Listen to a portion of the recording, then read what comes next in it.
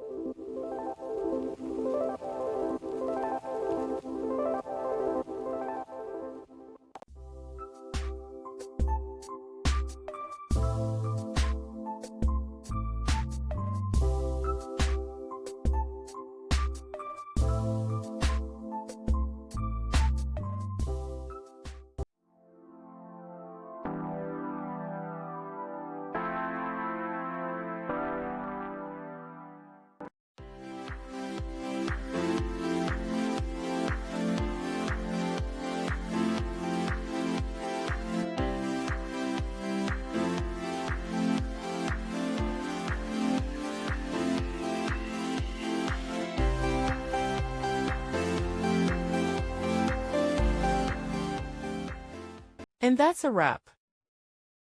I hope you found the answer you were looking for. If you did, take a second to hit that subscribe button. It really helps out. And let me know in the comments which solution worked best for you. See you next time in the debug zone.